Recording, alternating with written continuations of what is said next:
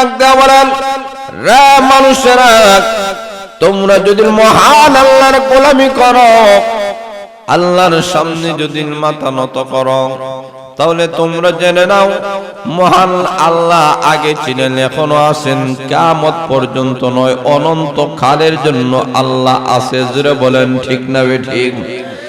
আর তোমরা যারা মুহাম্মাদের গোলামি করো, তোমরা মনে করো আল্লাহর নবী বিশ্ব নবী রাহমাতুল আলামিন দুনিয়া থেকে চলে গিয়েছেন, কাজেই তোমরা যদি মুহাম্মাদের গোলামি করো, উনি নাই, কাজেই তোমাদের ইবাদত নাই। আল্লাহর গোলামি যদি করো, তাহলে মহান আল্লাহ আছেন। সুন্দর করে বক্তব্য যখন তুলে ধরেছেন হযরত ওমর রাদিয়াল্লাহু তাআলা, এখন শান্ত হয়ে গেলেন, এখন বুঝতে পেরেছেন আসলে তো আমরা আল্লাহর গোলামি করি। আয়াত শোনায় দেওয়া হয়েছে, ওগো নবীজি, আপনার পূর্বে যারা নবী ছিল তারাও ইন্তেকাল করেছে। পৃথিবীতে যত মানুষের জান আছে ততই মানুষের মৃত্যু হবে। মানুষ বলতে মরণশীল, প্রাণী বলতে মরণশীল, মরতে হবে। আপনি যেহেতু প্রাণী ছিলেন, এই কারণে আপনাকে মরতে হবে। নবীজি ইন্তেকাল হয়েছে, আমাদের ঘাবড়াবার কোনো দরকার নাই। যদিও বিশ্ব নবী দুনিয়া থেকে চলে গেছেন, কিন্তু আল্লাহর নবী আমাদের কাছে দুইটা জিনিস রেখে গেছেন। জোরে বলেন ঠিক না বেঠিক? আল্লাহর নবী বলেন, তারাকতু ফীকুম আমরাইন লান তাদিল্লু মা তামাসসাকতুম বিহিমা, কিতাবাল্লাহি ওয়া সুন্নাত রাসূলিহি। আল্লাহর নবী বলেন, দুনিয়ার মানুষেরা, আমি নবী দুনিয়া থেকে চলে গেলাম, কিন্তু আমি চলে গিয়েছি, এর মানে আমার আদর্শ শেষ হয় নাই। জোরে বলেন ঠিক না বেঠিক?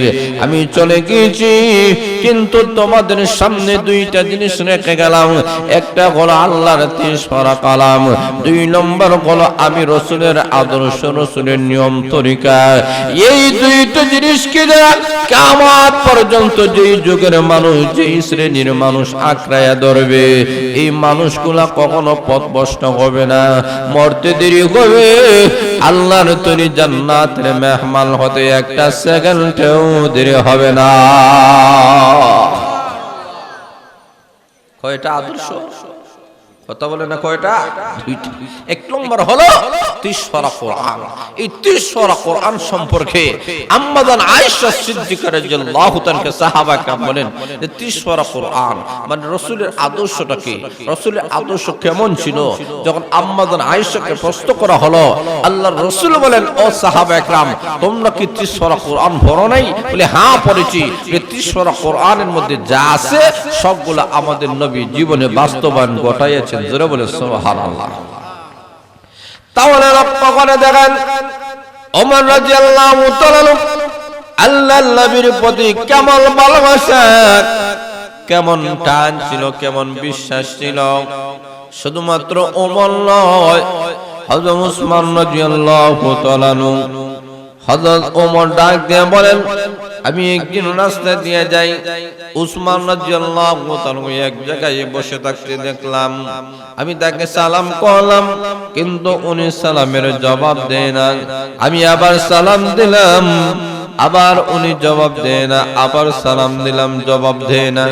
3 বার যখন জবাব দিল না, আমি চলে গেলাম আমিরুল মুমিনিন খলিফাতুল মুসলিমিন আবু বকর সিদ্দিক রাদিয়াল্লাহু তাআলার কাছে। আমি বলি, আবু বকর, ও খলিফাতুল মুসলিমিন, মুসলিম জাহানের খলিফা, আপনার সাহাবী উসমানকে পর 3 বার আমি সালাম দিলাম, কিন্তু তিনি আমার সালামের জবাব দেয় না। আমি কি অন্যায় করেছি? আমি কি অপরাধ করেছি? আমাকে একটু বুঝাইয়া বলুন। হযরত আবু বকর সিদ্দিক রাদিয়াল্লাহু তাআলা উসমান রাদিয়াল্লাহু তাআলাকে ডাকাইয়া আনলেন, আনিয়া বললেন, আরে উসমান, 3 বার তোমাকে সালাম দেওয়া হলো, কিন্তু তুমি সালামের কেন জবাব দাও নাই? সালাম দেওয়া সুন্নত, কিন্তু জবাব দেওয়া ওয়াজিব। জোরে বলেন ঠিক না বেঠিক? কেন তুমি সালামের জবাব দাও নাই?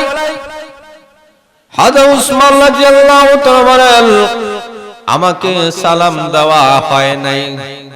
হযরত ওমর রাদিয়াল্লাহু তাআলা বলেন, আল্লাহর কসম করে বলি আমি তোমাকে সালাম দিয়েছি। হযরত উসমান রাদিয়াল্লাহু তাআলা বলেন, আল্লাহর কসম করে বলি আমাকে সালাম দেওয়া হয় নাই। একজন আরেকজনের কাছে কসম খায়। হযরত আবু বকর সিদ্দিক রাদিয়াল্লাহু আনহু টেনশনে পড়ে গেলেন, কারো কথা তো মিথ্যা হতে পারে না, কসম খেয়ে বলতেছে, তাহলে এখানে সমস্যাটাকে, ব্যাপারটাকে, রহস্যটাকে আমাকে বুঝতে হবে। তখন হযরত আবু বকর সিদ্দিক রাদিয়াল্লাহু তাআলা উসমান রাদিয়াল্লাহু তাআলা বলেন, ওরে উসমান, তুমি কখন ঘর থেকে বাইর হয়েছো? তুমি কখন ঘর থেকে বাইর হইলে? উনি বলেন, এই সময় আমি ঘর থেকে বাইর হয়েছি। তাহলে তুমি যে বাইর হয়েছো, এই সময় তোমার মন মানসিকতা কই ছিল? উনি ডাক দিয়ে বলেন, এই কথা বলবা না, আমি চোখের পানি সামনে রাখতে পারি না। আমি যখন ঘর থেকে বাইর হইলাম, আল্লাহর নবী বিশ্ব নবী রাহমাতের কথা আমার স্মরণ হয়ে গেল। নবীজির বিরহ বেদনা আমি সহ্য করতে পারি না। আমি যেই দিকে তাকাই ওই দিকেই যেন নবীর স্মৃতিগুলো দেখতে পাই। আমি চতুর্দিকে তাকাই, চতুর্দিকে নবীর স্মৃতিগুলো আমি দেখতে পাই। আমি আল্লাহর নবী দুনিয়াতে নাই, আমি উসমান কখনো সহ্য করতে পারি না। আমার অন্তরটা ভেঙে যেন চুরমায় হয়ে যাইতেছে। হযরত আবু বকর সিদ্দিক রাদিয়াল্লাহু তাআলা বলেন, ওমর রে, আয়, বুঝতে পেরেছি আসলে তুমি যখন তাকে সালাম দিয়েছিলে তখন সে এই দুনিয়ার স্বাভাবিক কোনো অবস্থায় ছিল না। তার অন্তরটা বিশ্ব নবীর ভালোবাসার ভিতরে ডুবন্ত ছিল, যার কারণে তুমি 3 বার সালাম দিয়েছো, উসমান 3 বারও সালাম শুনে না। কেমন আশিকে রাসূল ছিল তারা, জোরে বলেন সুবহানাল্লাহ।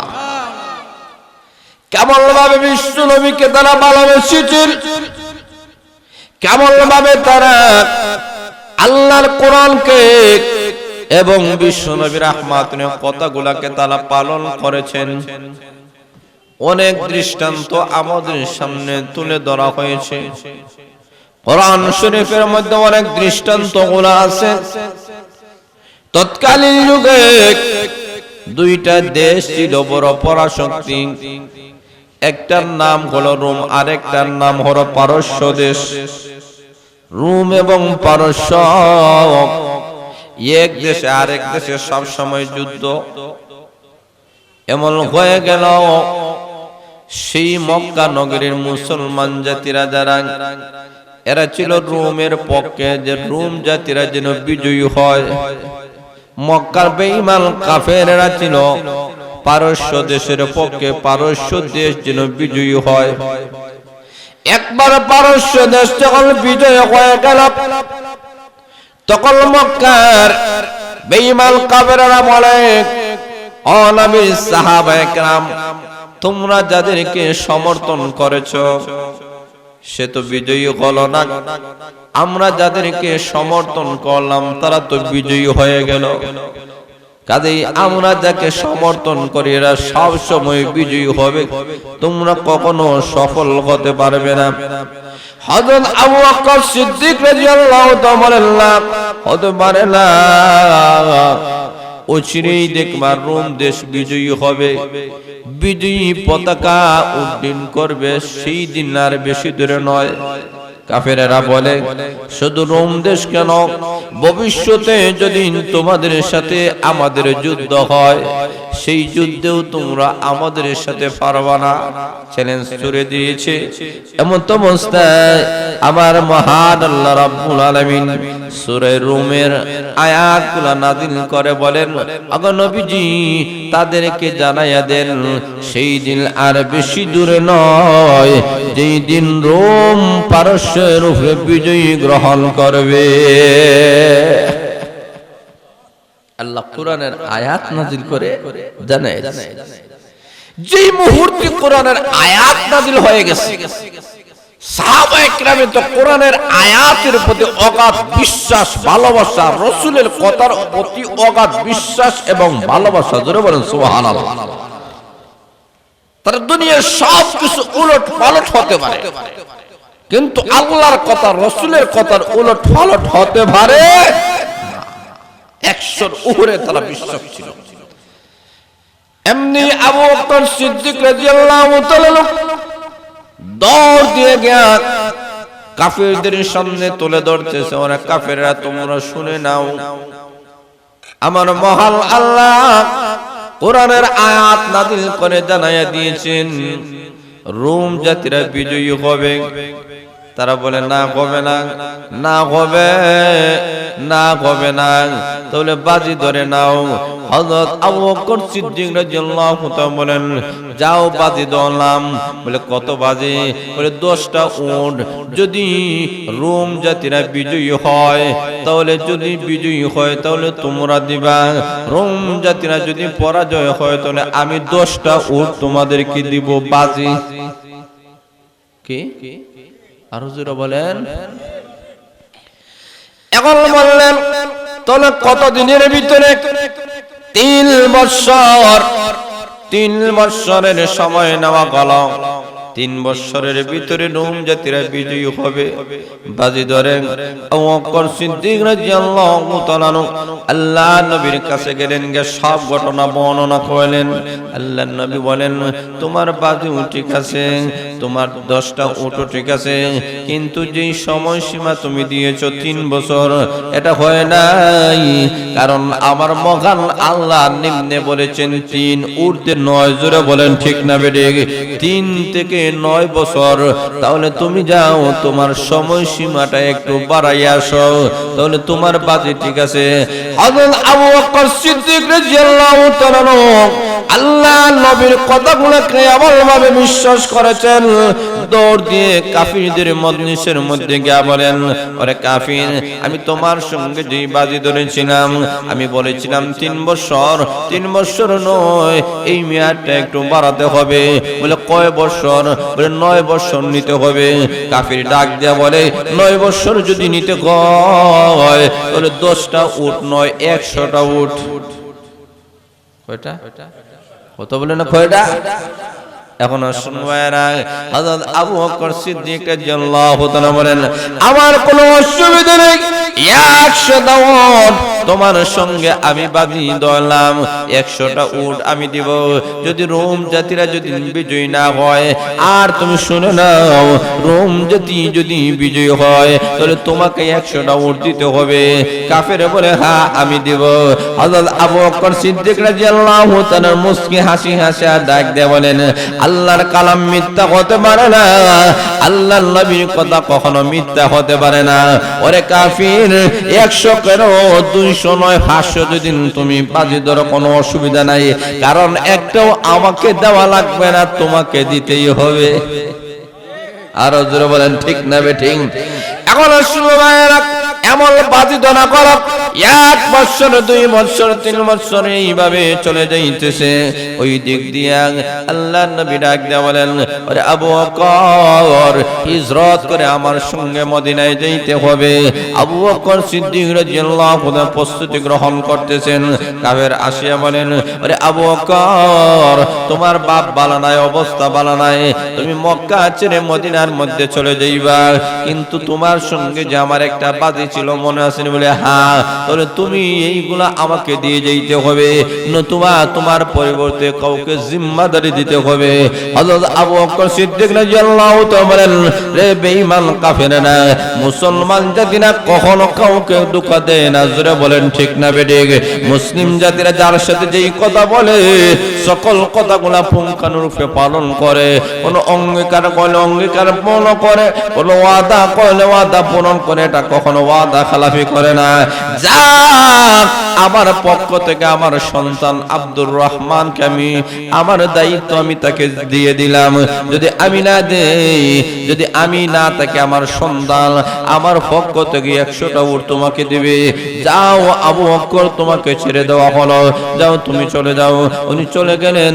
9 বছরের ভিতরে মহান আল্লাহ রাব্বুল আলামিন ওই দিক দিয়া রোম এবং পারস্যের মধ্যে যুদ্ধ লাগাইয়া দেওয়া হলো। ওই দিক দিয়া হিজরতের 2য় বছর আমার মহান আল্লাহ রাব্বুল আলামিন ওই কাফিরদের সঙ্গে মুসলমানের যুদ্ধ আল্লাহ লাগাইয়া দিলেন। এই যুদ্ধের নাম হলো বদরের যুদ্ধ। এই দিকে বদরের যুদ্ধ শুরু হয়ে গেল। বদরের যুদ্ধের মধ্যে মুসলিম জাতিরা বিজয়ী হলো। জোরে বলেন ঠিক না বেঠিক? ওই দিক দিয়া রোম এবং পারস্য দেশের মধ্যে যে যুদ্ধ হলো, এই যুদ্ধের মধ্যে কোরআনের ওয়াদা অনুযায়ী, বর্ণনা অনুযায়ী, মহান আল্লাহর কথা অনুযায়ী রোম দেশ বিজয়ী হয়ে গেল, পারস্য দেশ পরাজয় হয়ে গেল। এখন শুনবাই না, সেই যে বাজি অনুযায়ী এখন ওই কাফিরটা বাজির 100টা উট দেওয়ার দরকার আছে কি নাই? আরো আছে কি নাই? এখন শুনবাই না, হযরত আবু বকর সিদ্দিক রাদিয়াল্লাহু তাআলা বলেন, ইয়া রাসূলুল্লাহ, ইয়া হাবিবাল্লাহ, ওগো নবীজি, কাফিরের সঙ্গে তো আমার একটা বাজি ছিল, এখন এই বাজিটার 100টা উট আমাকে নিয়ে আনতে হবে। আমি এখন মদিনায় মক্কা শরীফে আমাকে যেতে হবে। নবী গো, আপনি একটু পারমিশন দেন, আমি চলে যাব, একটু পারমিশন দিয়ে দেন। আল্লাহর নবী তাকে পারমিশন দিলেন। হযরত আবু বকর সিদ্দিক রাদিয়াল্লাহু তাআলা মদিনার মধ্যে গেলেন। গিয়া দেখেন সেই কাফির লোকটা মারা গেছে। তার পরিবার পরিজনের কাছে যখন সকল ঘটনা তুলে ধরলেন, এমনি তার পরিবার পরিজন আবু বকর সিদ্দিক রাদিয়াল্লাহু তাআলা 100টা উট দিয়ে দিল। 100টা উট নিয়ে আবু বকর সিদ্দিক রাদিয়াল্লাহু তাআলা মদিনার মধ্যে ঢুকলেন।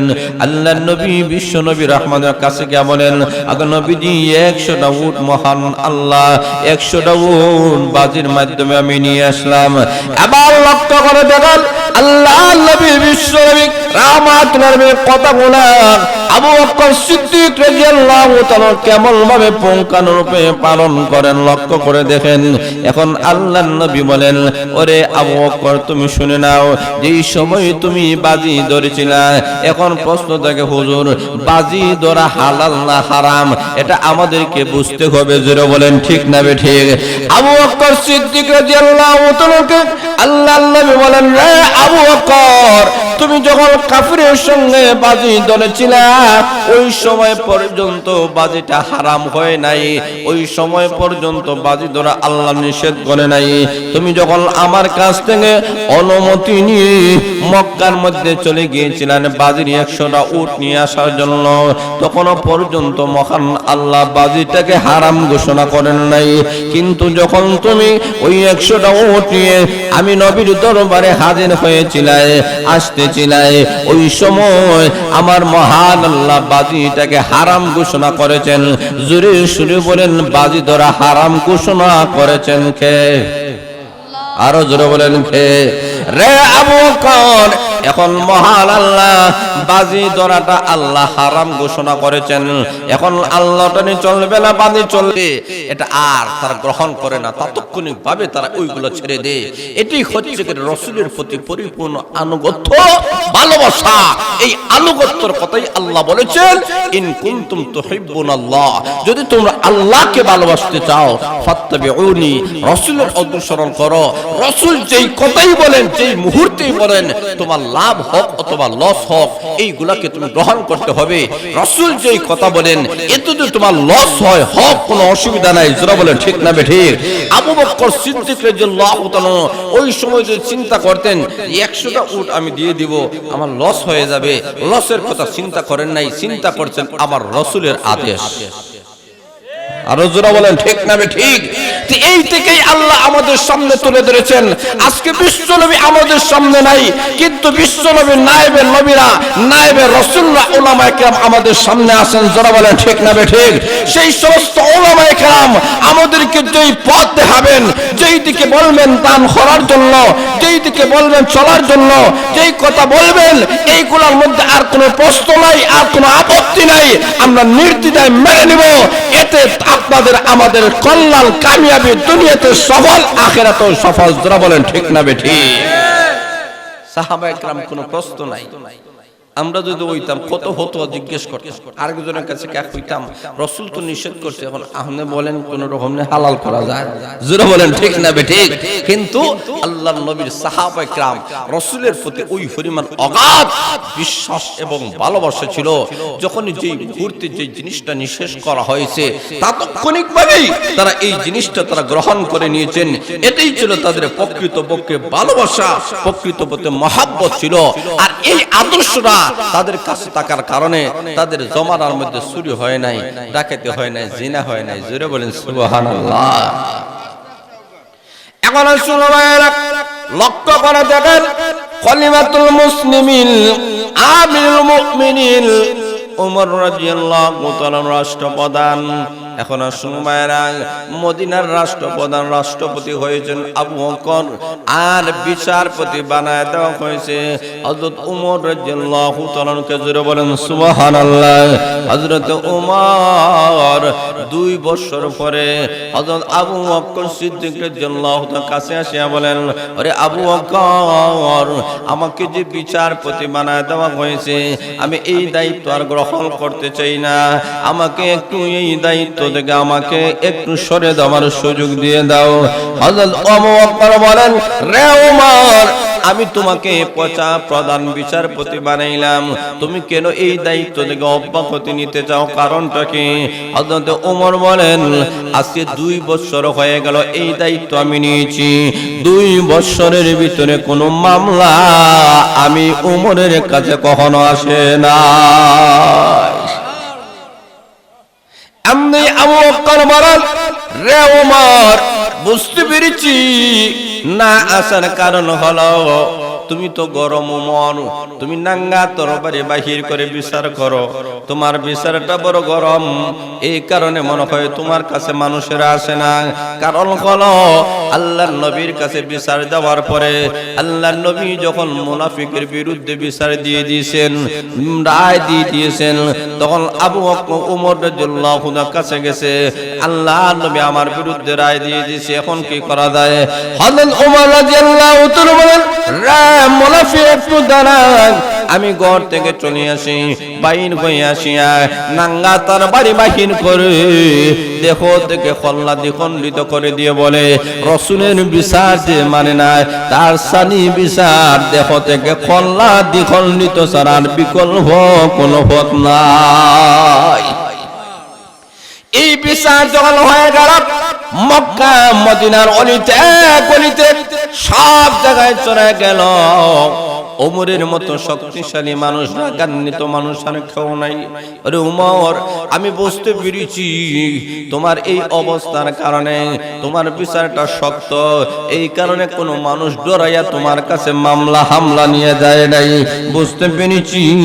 এই কারণে হযরত ওমর রাদিয়াল্লাহু তাআলা বলেন, না এই কারণে নাই, তাহলে আপনি আমার নিচের কর্মকর্তাদেরকে জিজ্ঞেস করুন। হযরত আবু বকর সিদ্দিক রাদিয়াল্লাহু তাআলা নিম্ন স্তরের কর্মকর্তাদেরকে জিজ্ঞেস করেন, তোমাদের কাছে কোনো হামলা মামলা আইসেনি, কোনো বিচার আইসেনি? তারা ডাক দিয়ে বলেন, ওরে আবু বকর, 2 বছরের ভিতরে আমাদের কাছে কোনো মামলা আসে নাই।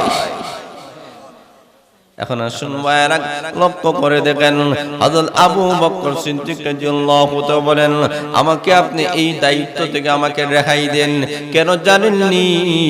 আমাকে যে বিচারপতির দায়িত্ব দেওয়া হয়েছে, এখন বিচার নাই, মাগনা বেতন নিয়ে কোনো লাভ নাই। জোরে বলেন ঠিক না বেঠিক? এটা হতে পারে না। কেন?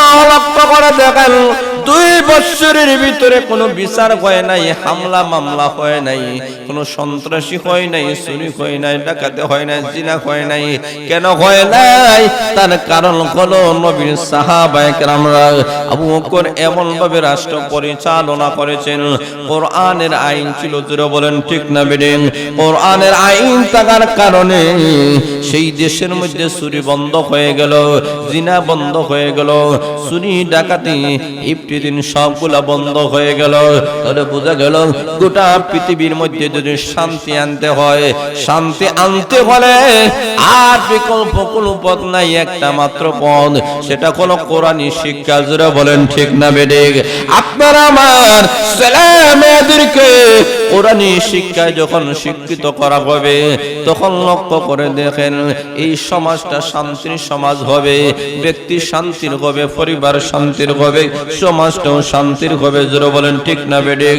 যার কারণে ব্রিটিশরা ভারত থেকে যখন পলায়ন করলো, 200 বছর পর্যন্ত শাসন করার পরে পলায়ন করার পরে সর্বপ্রথম ভারতের প্রধান যিনি হয়েছেন মহাত্মা গান্ধী, উনি সর্বপ্রথম ভারতের যখন প্রেসিডেন্ট হলেন, উনি ডাক দিয়ে বলেন, শুনে নাও, এই ভারতের মধ্যে যদি আবার শান্তি প্রতিষ্ঠা করতে হয়, খলিফাতুল মুসলিমিন আমিরুল মুমিনিন উমরের মতো আবার যদি শাসক তৈরি হয়, তাহলে ভারতের মধ্যে শান্তি প্রতিষ্ঠা করা সম্ভব হবে। তাহলে লক্ষ্য করে দেখেন কেন এমন হয়ে গেল। হযরত ওমর রাদিয়াল্লাহু তাআলা দুনিয়ার কোন জায়গায় কোন প্রতিষ্ঠানে লেখাপড়া করেন নাই, শুধুমাত্র আল্লাহর নবীকে শিক্ষক বানাইয়াছিলেন। কোরআন থেকে উনি সংবিধান হিসেবে গ্রহণ করেছেন, যার কারণে সেই ওমর রাদিয়াল্লাহু তাআলা আঙ্গুলের ইশারায় অর্ধেক পৃথিবী পরিচালিত হয়। তাহলে বোঝা গেল একমাত্র মানুষের অবস্থার পরিবর্তন, কোরআন ছাড়া বিকল্প আর কোনো পথ নাই। জোরে বলেন ঠিক না বেঠিক? 2 নম্বর হলো আল্লাহর নবীর আদর্শ, আল্লাহর নবীর তরিকা। 2 নম্বর হলো এই 2টা জিনিসকে যারা আঁকড়ায়া ধরবে, আল্লাহ বলেন তাদের সম্মান, তাদের মর্যাদা দুনিয়াতেও বাড়বে, আখিরাতেও বাড়বে। তাহলে লক্ষ্য করে দেখেন এই জায়গায় এই যে মাদ্রাসা তৈরি হয়েছে, এই মাদ্রাসা তৈরি হওয়ার কারণে আপনারা খুশি না বেজার? আরো জোরে বলেন খুশি না বেজার? তাহলে লক্ষ্য করে দেখেন এই মাদ্রাসার মাধ্যমে এলাকার ছোট ছোট মহিলারা, বাচ্চারা লেখাপড়া যখন করবে, এরা হাফিজা হবে, আলেমা হবে, মুহাদ্দিসা হবে, এরা এমন যুগ শ্রেষ্ঠ আল্লাহর ওলিয়া হয়ে বাইর হয়ে যাবে। এদের ঘর থেকে যারা হবে তারা আল্লাহর ওলি হবে। জোরে বলেন ঠিক না বেঠিক? শেখে নবী রাহমাতুল্লাহ মতো আল্লাহর ওলি হবে, শেখে বানুগাছি রহমাতুল্লাহ আল্লাহর ওলি তৈরি হবে। জোরে বলেন ঠিক না বেঠিক? তাহলে লক্ষ্য করে দেখেন এমন আল্লাহ ওয়ালা যদি তৈরি করতে হয়, আমাদেরকে আল্লাহ থেকে গাফিল হওয়া কখনো যাবে? আরো জোরে বলেন যাবে না। আল্লাহকে সব সময় স্মরণ করতে হবে। কিন্তু লক্ষ্য করে দেখেন আমরা তো আল্লাহকে স্মরণ করতে চাই না, আল্লাহ থেকে আমরা গাফিল হয়ে গেছি। আল্লাহর পয়গম্বর মূসা আলাইহিস সালাতু ওয়াস সালাম আল্লাহর জলিলুল কদর একজন নবী রাস্তা দিয়ে যায়, হঠাৎ করে তাকায় দেখে একটা টকবকে যুবক, কত সুন্দর তার চেহারা, কিন্তু এই যুবকটাকে বলায় কামড়াইতেছে, এমন ভাবে অঙ্গ প্রত্যঙ্গের মধ্যে কামড় দিতেছে, প্রতিটি কামড়ের বিনিময়ে এই লোকটা, এই যুবকটা আল্লাহর প্রশংসা করে, বলে আলহামদুলিল্লাহ, আবার বলে আলহামদুলিল্লাহ, আবার কামড় দেয় বলে আলহামদুলিল্লাহ, শুধুমাত্র আল্লাহর প্রশংসা করে। আল্লাহর পয়গম্বর মূসা আলাইহিস সালাতু ওয়াস সালাম তার এই অবস্থা দেখে আশ্চর্যান্বিত হয়ে গেলেন। আরে যুবক, বলায় যখন তোমাকে কামড় দেয় আল্লাহর প্রশংসা করো, ব্যাপারটা কি? বলে ব্যাপার হয়েছে আমার মহান আল্লাহ রাব্বুল আলামিনের শুকরিয়া আমি আদায় করি। জোরে বলেন সুবহানাল্লাহ। আল্লাহর পয়গম্বর মূসা আলাইহিস সালাতু ওয়াস সালাম বলেন, ও যুবক, এইভাবে তুমি কত বছর পর্যন্ত এই অবস্থা তোমার? এমনি যুবক ডাক দিয়ে বলে, আসি একদিন 2 দিন নয়, 1 মাস 2 মাস নয়, 1 বছর 2 বছর নয়, 400 বছর পর্যন্ত বলায় আমাকে খামড়ায়। প্রতিটি কামড়ের বিনিময়ে আমার মহান আল্লাহ শুকরিয়া আদায় করি। 400 বছর পর্যন্ত আমাকে খামড়াচ্ছে, কিন্তু প্রতিটি খামড়ের বিনিময়ে আমি আল্লাহর শুকরিয়া আদায় করি। জোরে বলেন সুবহানাল্লাহ। এবার মুসা আলাইহিস সালাম বলেন, ও যুবক, তোমার মতো এত আল্লাহওয়ালা যুবক আর হতে পারে না। ও যুবক, তুমি আল্লাহ থেকে গাফিল হও না। তোমাকে এত কষ্ট দেয়, এরপরে তুমি আল্লাহ থেকে গাফিল হও না। আমাদের সমাজের যুবক আছে, ওই যুবকটাও তো একজন যুবক। জোরে বলেন ঠিক না বেঠিক? 400 বছর বলা কামড়ের পরেও আল্লাহর শুকরিয়া আদায় করে আল্লাহ থেকে গাফিল হয় না। আমাদেরকে মহান আল্লাহ অনেক নাজ নিয়ামত আল্লাহ দান করেছেন, এরপরেও পশ্চিম দিক দিয়ে উষ্টা খাইয়া পড়তেও রাজি হয় না। আছে কি নাই? কথা বলেন আছে কি নাই? আল্লাহর পয়গম্বর মুসা আলাইহিস সালাম বলেন, রে যুবক, তাহলে তোমার জীবনে কোনো স্বপ্ন আসেনি, কোনো আশা আসেনি? আবার যুবক বলে, গো আল্লাহর পয়গম্বর, আমার জীবনের 2টা স্বপ্ন। 1 নম্বর হলো আমার মনে চায় আমি একটু ঠান্ডা পানি খাবো। 2 নম্বর হলো আমার জীবনের তামান্না, আল্লাহর কাছে আমি দরখাস্ত করেছি, প্রভু গো, মেহেরবানি করে মৃত্যুর আগে যেন এই জামানার শ্রেষ্ঠ নবী মুসা আলাইহিস সালামের সাথে যেন আমার একটু দেখা হয়। সুবহানাল্লাহ। আরো জোরে বলেন না সুবহানাল্লাহ। মুসা আলাইহিস সালাম বলেন, আরে যুবক, টেনশন করিও না, আমি তোমাকে ঠান্ডা পানির ব্যবস্থা করে দিচ্ছি। নিজের পরিচয় উনি গোপন রাখলেন। উনি বলেন, আমি নবী হতে পারে, কিন্তু একজন মানুষের হাজত আমি পূর্ণ করব। উনি একটু ঠান্ডা পানির জন্য তার কাছ থেকে একটু দূরে গেলেন, তাকে একটু ঠান্ডা পানি পান করানোর জন্য। উনি পানি নিয়ে আসিয়া দেখেন যুবকটা দেহ থেকে খল্লাদি খণ্ডিত হয়ে গেছে। উনি ডাক দিয়া বলেন, প্রভু গো, এই যুবকের দেহ থেকে খল্লাকে দ্বিখণ্ডিত করেছে। তার জীবনের স্বপ্ন ছিল আমি মুসা নবীর সঙ্গে তার একটু দেখা হোক। আমি পানি নিয়ে তার সামনে দেওয়ার পরে আমি বলতেছিলাম আমি মুসা নবী। তার জীবনের স্বপ্নটা তো পূর্ণ হলো না।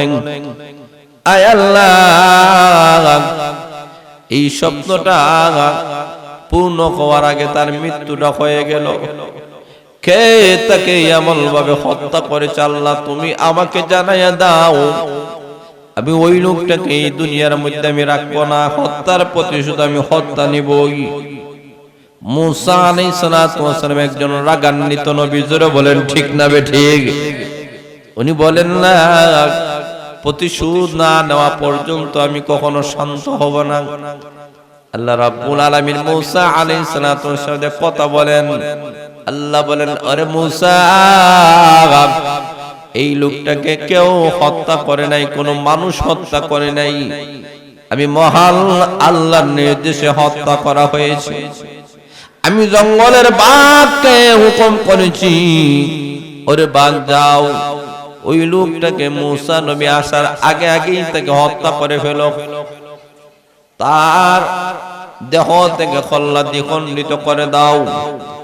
আল্লাহ রাব্বুল আলামিন বলেন, এটা আমি করেছি।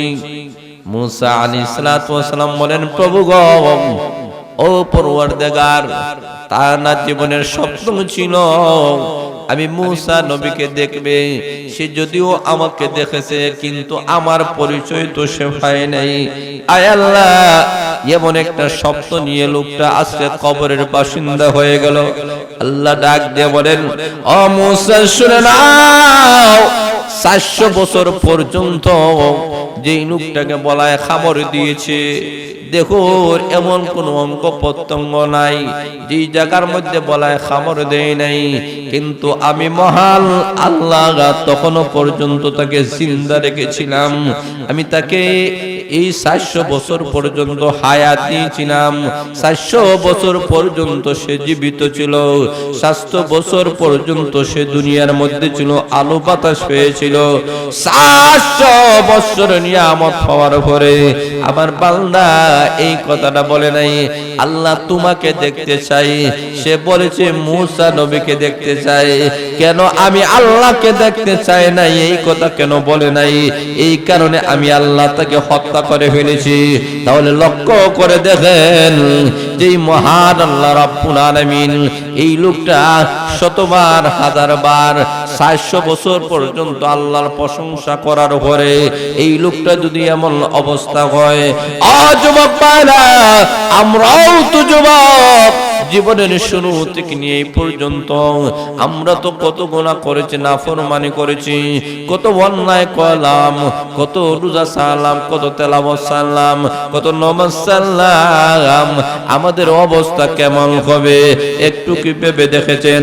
কাজেই আর দেরি করা যায় না। আজকের মাহফিল থেকে আমরা ওয়াদা করে যেতে হবে, হুজুরকে ওয়াদা করলাম আজকে থেকে আমরা কখনো আল্লাহ গাফিল হব না। জীবনের সর্বক্ষেত্রে সর্বমুহূর্তে মহান আল্লাহ রাব্বুল আলামিনকে আমরা স্মরণ করব। রাজি আছেন? কথা বলেন রাজি আছেন? আল্লাহকে স্মরণ করতে হবে, আল্লাহ ছাড়া গাফিল হওয়া যাবে না। আমাদের প্রতিটি নিঃশ্বাস, প্রতিটি বিশ্বাস, আমরা এই অক্সিজেন যেগুলা টানতেছি, আল্লাহ আল্লাহু আকবার, আল্লাহু আকবার, এর যে শ্বাস নেওয়া হয় আবার যদি সারা না হয়, মুহূর্তের ভিতরে লোকটা মারা যায়। জোরে বলেন ঠিক না বেঠিক? উপর দিক দিয়ে নিচের দিক দিয়ে দূরে না আসে, লোকটা দুনিয়াতে আর তাকে না, তার নামটা মসজিদে এলান হয়ে যায়, লোকটা মারা গেছে। আমাদের এই যে অক্সিজেন গুলা, এইগুলা মহান আল্লাহ আমাদেরকে দিতেছে। আল্লাহ বলেন প্রতিটি মুহূর্তে আমি মহান আল্লাহকে স্মরণ করো। আমি আল্লাহকে যারা যে যত বেশি স্মরণ করবে, আল্লাহকে স্মরণ করার মাধ্যম হচ্ছে রাসূলের আদর্শ। কথা বলেন ঠিক না বেঠিক? আল্লাহকে স্মরণ করার মাধ্যম হচ্ছে রাসূলের আদর্শ। রাসূলের আদর্শ গ্রহণ করা ছাড়া কখনো আল্লাহর ভালোবাসা, আল্লাহর নৈকট্য কখনো হাসিল করা যাবে না। আর আল্লাহর ভালোবাসা হাসিল করতে হলে রাসূলের আদর্শ গ্রহণ করতে হবে। রাসূলের আদর্শ গ্রহণ কিভাবে করা যাবে? আল্লাহর নবী যেমন ভাবেই বলেছেন ওইভাবেই আমি যদি দৌড়াদৌড়ি করি আর এটা যদি রাসূলের আদর্শের ভিতরে থাকে, এটার মধ্যেও সব আছে। সুবহানাল্লাহ, আর জোরে বলেন সুবহানাল্লাহ। দৌড়াদৌড়ি করে এটা সব গুণ, দৌড়াদৌড়ি করা এটা সব না, কিন্তু রাসূলের তরিকা অনুযায়ী করলে এটাও সব। সুবহানাল্লাহ নাই? আর জোরে বলেন সুবহানাল্লাহ। কেবল ভাবে লক্ষ্য করে দেখেন, আমাদের ওলি আউলিয়া গুলা এই সুন্নাত গুলা পালন করেছেন। আল্লাহ নবী বিশ্ব নবী রাহমাতুল আমিন আম্মা জান আয়েশা সিদ্দিকা রাদিয়াল্লাহু তাআলাকে নিয়ে দৌড়াদৌড়ি করেছে। আল্লাহর নবী আয়েশা, আও তোমার সঙ্গে আমার দৌড়ের প্রতিযোগিতা হবে। প্রথম বছর আম্মা জান আয়েশা সিদ্দিকা রাদিয়াল্লাহু তাআলা আনহা বিজয়ী হয়ে গেলেন।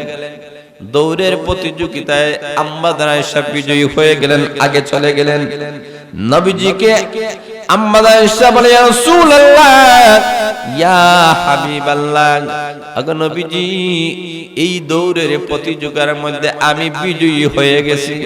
আল্লাহর নবী বলেন ঠিক আছে। আরো কিছুদিন যেতে না যেতে আল্লাহর নবী আয়েশা আসো তোমার সঙ্গে এবার দৌড় প্রতিযোগিতা হবে।